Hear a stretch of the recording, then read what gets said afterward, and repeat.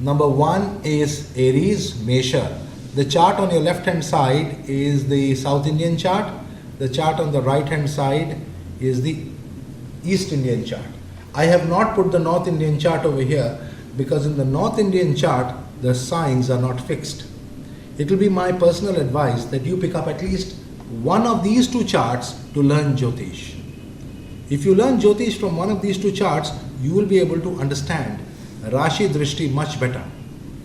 The East Indian chart is said to be the Sun chart, and that is my favorite. The South Indian is the Jupiter chart, which is also very good. Okay.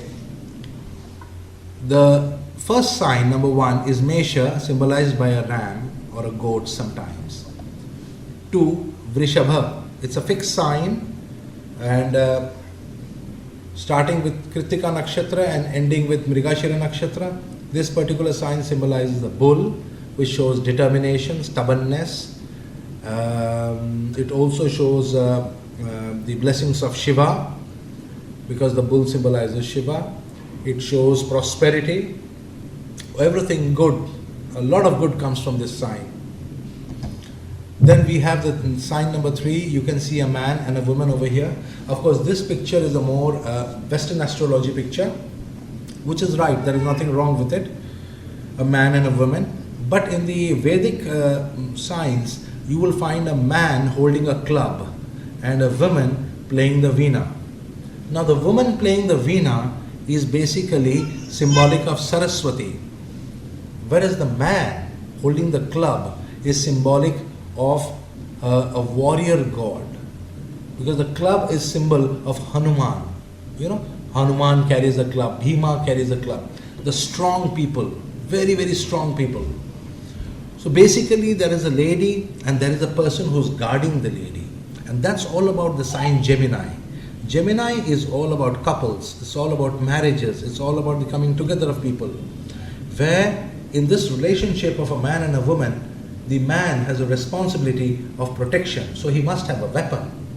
And the woman has a responsibility of creation, that is why she needs the veena. Veena is a musical instrument which is symbolized by the sun and which has the power of creation, like you create music. And therefore the third sign, Gemini, deals with creation. The power to create, the procreation comes from the third house. That is why it is called mithuna bhava, the copulation. The fourth house. And this, the number 4 you can see, is with the crab. That is the symbol in both Western and Indian astrology. The crab is a very funny creature. You put the crabs in a basket, you don't have to cover them. If even one of them tries to go up, the rest will pull them down. It is very symbolic of the human society. So society always wants everybody to have everything equal. Nobody should be richer, nobody should be poor. A very socialistic concept. Have you heard the word socialistic? It's from society. It's all about everybody having everything equal, everything being equal. That comes from the sign Cancer, ruled by the moon. A lot of emotions come into play. That means we'll all be like crabs in a basket. Even though we don't have space for each other, we'll pull anyone else who's trying to go up, we'll pull him down. We'll all have to be there. This is the thing about the fourth house. It questions your heart. Do you allow others to rise, climb up in life or not? Do you feel jealous when somebody goes up or not? How do you feel? Do you support other people when they are trying to rise in life? The fourth house questions your heart. That is why this is the sign of the mother. This is the sign of blood. This is the sign which pumps the blood throughout your body. And this is the sign of cure. So the doctor also comes from here. It's a very important house, an extremely important sign. If this sign shows up in a prashna related to cure, there is a 90% chance the person will get cured. Simply because this is Cancer. The heart will cure. Like that, the next sign is siṁha, Leo. It is ruled by the lion. You can see a lion over there. It's very fixed, like the lion. He is the king of our jungle. They have the territories and they are very territorial, and they want to be the boss of their territories. They will not allow anybody to get into their territory, nor anybody to get out of the territory. Extremely controlling in a way, you can say. But everything okay? Okay. Next is the sign Virgo. And in the sign Virgo, this picture here shows a lady holding some kind of a image or something, some icon. Basically, the symbol of the sign Virgo is a lady who's sitting on a boat. The boat doesn't have any oars. What does that mean? A boat on a lake without oars. Where is the boat going? The boat is not going anywhere. The boat is just standing there. There is corn on one side. You can see in this picture, there's a lady is holding some corn. And on the other, she holds a lamp. It's a symbol of purity. Because the lady is alone. It's like an angel. Very pure. Extremely pure. So therefore, purity is in a way associated with the 6th house. The 6th house questions your purity. Are you clean? Are you pure? Or are you impure? It questions your sexuality also. It requires that you be celibate. Therefore, celibacy comes from this house. Now let's go to the next sign. This is the sign of business. There's a man standing over there holding a balance. Tulā. Tulā means a balance. And that is what the 7th house is all about. It's about business, it's about trade, it's about meeting people, discussions with people. The entire world opens up to you in the marketplace. That is the 7th house. The 7th house in anybody's chart is the marketplace of his chart. It is the place where you are going to meet people. So if your 7th house, let us say, is a sign which is very clean. Let's say Virgo is your 7th house. It's very important that your drawing room must be very clean, very auspicious, very pure. Because that's why you meet people. It's a simple thing like that. When we understand what house is what, in some particular chart, some other house could be rising in the 7th. So it tells us what we need to do to keep that house good. The 8th house is the Scorpion. Now this is hidden, this is underground. This shows all the karmas which are like tiny little dirty little insects from past life sitting out there ready to punish you at the first opportunity. It's unforgiving. It's lots of poison is there in that because they're quite headless. They don't have the brains to think. Tiny little creatures don't have that kind of brain. Like a mosquito must bite you. It must bite you because it needs the blood. It doesn't have the brain to think that it's causing you discomfort and could be waking you up in your sleep. That's what Scorpio is all about. The 8th house fails to understand you, where the understanding fails. So that is the relationship between the 8th and the 1st. Similarly, the 1st house is 8th from the 6th. Therefore, every person, the innate problem of every creature is he fails to understand why I must be celibate. What is the value of celibacy? What is this brahmacharya nonsense? I don't understand it. These things about cleanliness, about everything that Virgo symbolizes is very difficult for Aries to understand.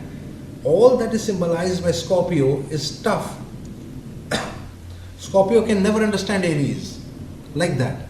So every house cannot understand the 6th from it. Okay. Now come to the sign Sagittarius, the 9th house. Now this is a transition house, you can say. It is a half man and half animal. Look at it. The lower portion is that of an animal, a horse, and the upper portion is that of a man. Sorry. The man is holding a bow and is ready to fight. The definition of Veda is exactly the opposite of this symbol. Look at the symbol again. On the upper portion, you find a man. On the lower portion is the animal. Veda Murti, or the divine being, also comes from the 9th house because the 9th house relates to the Veda. The first thing in the 9th house is Veda. The first sage sitting in this sign is Veda Vyasa. And so, you can see that Sagittarius. Sagittarius is the sign of Vedavyasa. Vedavyasa sits in that sign. When the moon goes to that sign on a full moon, we worship Vedavyasa on Guru Purnima. That is why you can see the lower portion here is that of an animal, upper portion of a man. But the Veda Murti has upper portion of animal and lower portion of man. Interesting, isn't it? Ketu. What is Ketu? Ketu symbolizes the trunk of a man without a head. So the trunk of a man without a head is Ketu.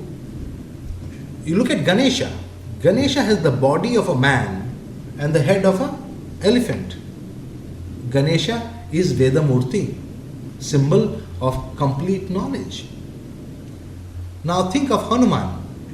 Hanuman is human body with monkey head. That means the body is human, but the head is that of the monkey. He is also Veda Murti for Atharva Veda.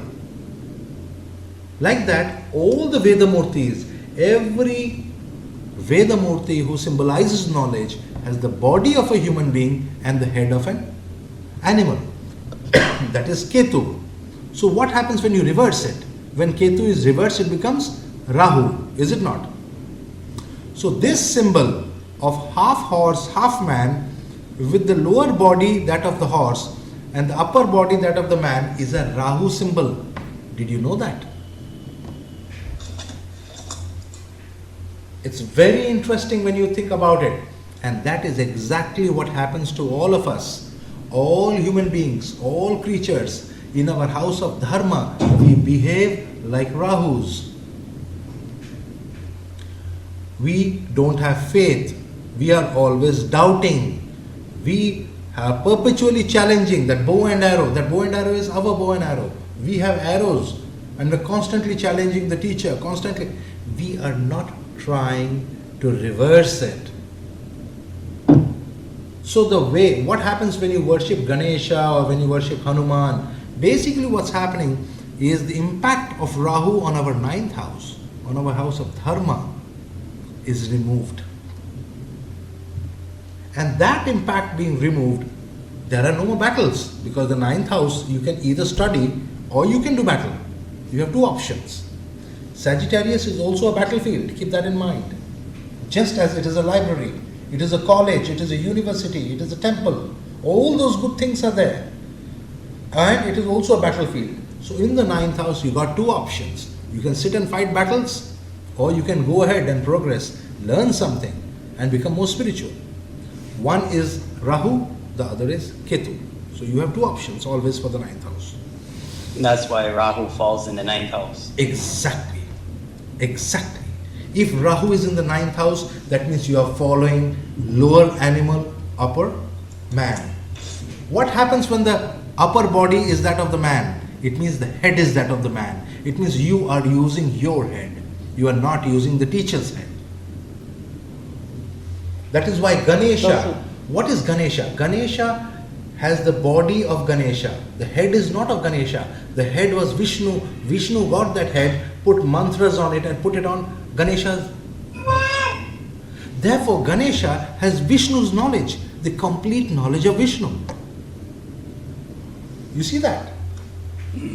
Everything that is created is known to Ganesha.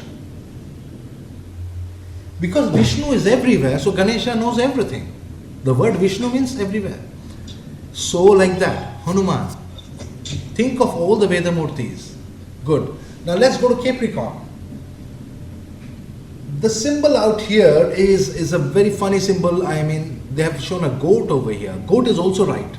Goat is right also. But the correct symbol is some kind of a porpoise. It is a kind of a porpoise. It is not a porpoise. It is called makara. Makara means the head is like a deer, which is sweet, very calling. Please come and help me. I am completely harmless. Have you seen a crocodile basking in the sea? I mean, basking on the river bank? When you look at it, you could spend 5 hours sitting over there at a distance. He won't move. You will think he's dead like a log. That's makara. He looks completely harmless, but if he gets hold of you, you had it. The entire Kali Yuga comes on you from this sign. This is called the sign of Kali Yuga, the sign Capricorn, 10th house. It is the sign through which karma is measured. It is the ultimate record of all the karmas. So it gives you an opportunity that, look, this is all the sins you have done. So what have you done to overcome this sin? Like, let's say five lives back, you murdered somebody. In this life, did you save his child? If you did that, okay, that karmic record is cut. That record of balances is kept by makara. We come to the sign Khumba Aquarius. This symbol is the same. A man carrying a pot of water, kumbha. Obviously, they are the mountains. When you think of mountains, what is the one thing that is always scarce in all mountains? Water. Water is the biggest problem in living in a mountain. You have to make very elaborate arrangements for your water. Sometimes, right from the valley in the bottom, water has to be pumped all the way up. You see that? So when we talk of the sign Aquarius, the biggest problem is water. Keep that in mind. Every sign has a plus and a minus. The minus about Aquarius is water. And so what happens? They come up with elaborate schemes to store water. And when you store water for a long time, it becomes poisonous. So there is no 100% solution to the problem. You see the point? That is why it is called Hridroga. Hrid means heart, Roga is disease. Heart has to do with water, the movement of water in the body, movement of the blood. So he who cannot manage the water, he who is unable to handle water, he who is creating a false storage of water, false storage of blood, unable to handle blood, that is the sign Aquarius. That is why it causes diseases of the heart. Pisces is two fishes, one swimming up and one swimming down. The fish that swims up is called the spiritual fish. The fish that swims down is called the material fish. In life, 12th is the house of giving, expenditure. When you have a certain amount of money, let's say you got $100 with you, you got two options. You can spend this money on spiritual growth, or you can spend this money on your material needs. You may feel, hey, I think I need a shoe, I need a new shoe. I saw that shoe as a new design, fancy design, I need to buy that. Or maybe I need to take a course and study. Maybe you may say, oh my God, the poor nuns of this temple, they don't have any money and any clothes. I should donate it to them. So you have multiple options in front of you. The options that you choose for the fish to climb up are that which gives you moksha. The options that you choose for the fish to swim down are those that will deny moksha. The choice is always yours. That is what Pisces is all about. It gives freedom. That is why it's the sign of freedom. It frees you. It has the power to free you completely. Jivana mukta, free from life, the burdens of life. The 12th house. Completely free. Pisces. Okay, so far so good. I've given you a brief introduction to the 12 signs. And with some new insights, which I always do when I talk about even something basic like the signs. Any questions so far on what we talked? Guruji, could you say a little something more about Aries? You said a lot of great things about the other signs, but I don't remember you saying too much about Aries. Aries is the head. See, when we talk of the ram as such, the mountain goat, look at the greatest quality of the mountain goat. Have you ever seen them climb mountains? Mm-hmm. You won't have the guts No creature will have the guts to go the way they go. And the way they actually climb, they jump from one tiny little ledge to another tiny little ledge, and they hop from one ledge to another ledge and climb top mountains. It's like running. They run along those tiny ledges where even the human foot, they're hardly any space. These huge beasts, they can do that. What does that teach us? They're extremely fleet-footed, very sure, very courageous, not at all afraid of heights, not at all afraid of any situation. The word fear doesn't exist in their dictionary. What is the biggest problem? Their head. They are always fighting with their heads. They are butting their heads all the time. Many of them end up breaking their horns. Others end up having brain damage and dying. Because what happens when you keep hitting your head, your sense of balance goes away.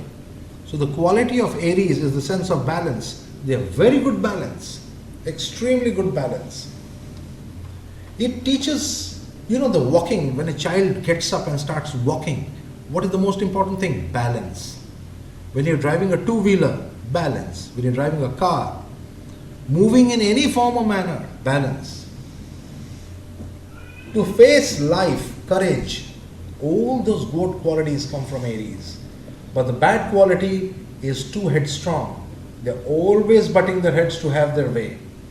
Because the path is narrow. Think about it. The path is narrow.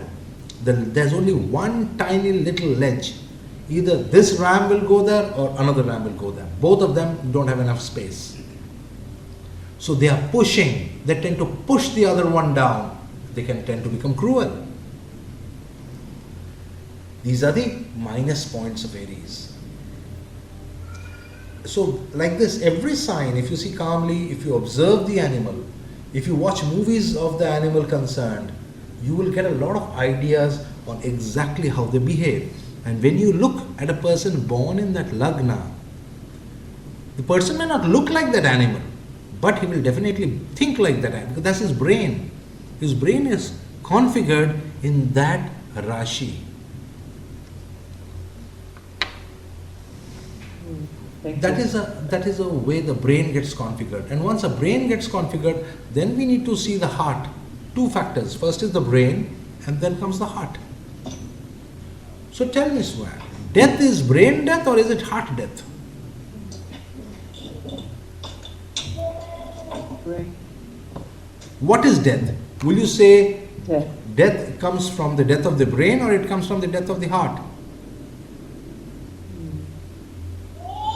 Heart.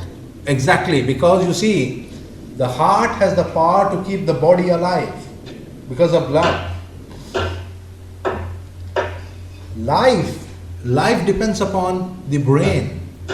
So somebody can be brain dead and still have a nice life.